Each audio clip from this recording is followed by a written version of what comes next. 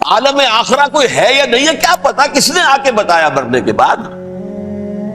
زیادہ اس بحث میں نہ پڑھو، یہ عالم دنیا تو ہے نا، اٹس ویری مچ پریزنٹ، زیادہ ساری توجہ اس پر صرف کرو۔ تو خدا کے مقابلے میں کائنات پر توجہ،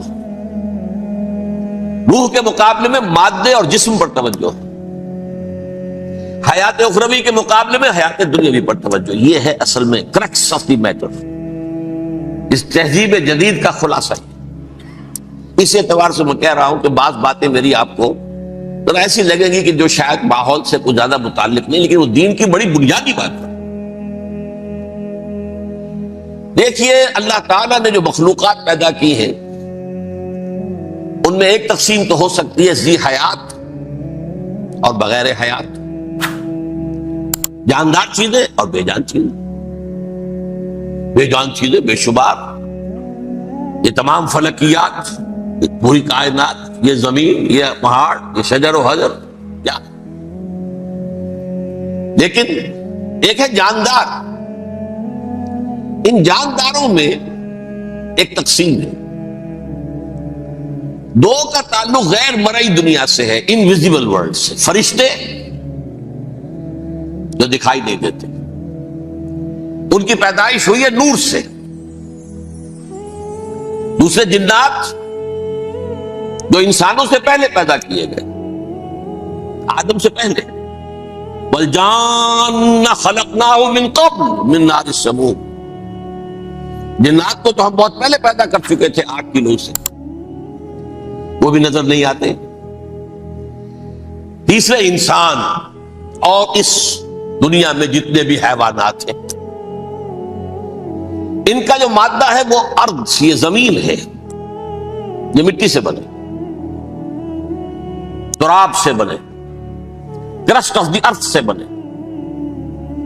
اب ان میں ایک تقسیم ہے، ایک وہ ہے، ان تمام میں شعور تو ہے، حیوانات میں بھی شعور ہے، خود شعوری جسے کہتے ہیں سیلف کانشسنس، یہ صرف تین میں ہے، فرشتہ، جن اور انسان۔ حیوانات میں خود شعوری نہیں ہے، کانشسنس ہے، سیلف کانشسنس نہیں ہے۔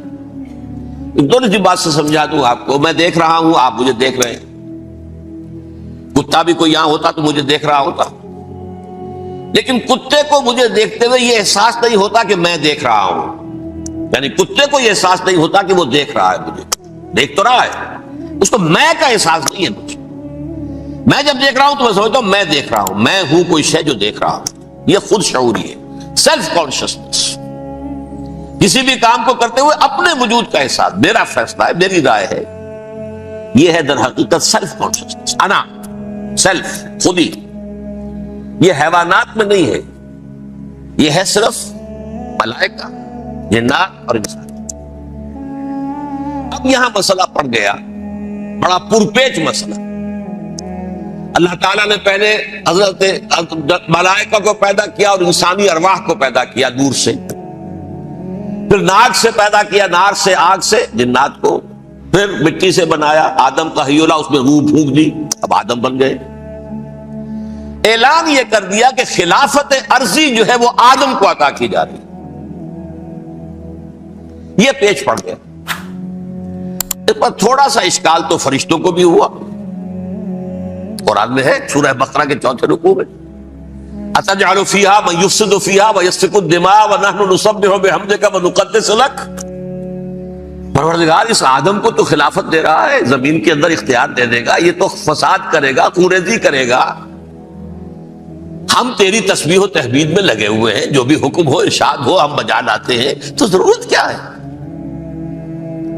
اس کا جواب اللہ نے دیا، انی عالم ما لا تعلمون، میری مشیت، میری حکمت وہ میں ہی جانتا ہوں، ضروری نہیں کہ تم اس کو شیئر کر سکو۔ لیکن یہ جنات میں سے ایک جن تھا عزازیل۔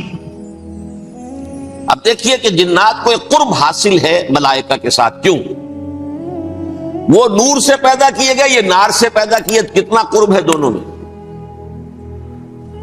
انسان پیدا کیا گیا مٹی سے، مٹی انرٹ ہے، آگ بھڑکتی ہے، اوپر اٹھتی ہے، شعلہ زنگ ہوتی ہے، انرجی ہے اس میں۔ نور اور نار میں بڑا قرب ہے۔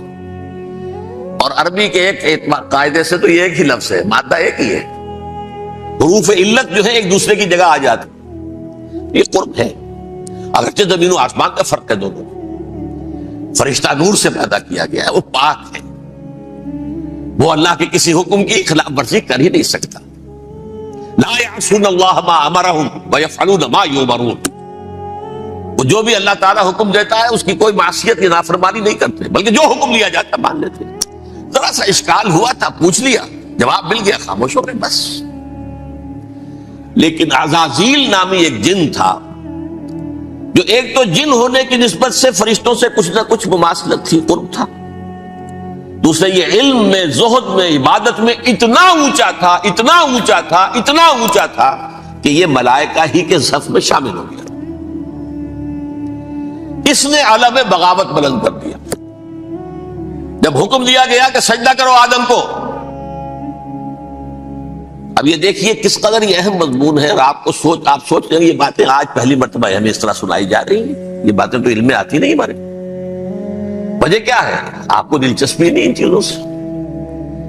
جدید تہذیب نے ان چیزوں کی اہمیت کو زیرو کر دیا۔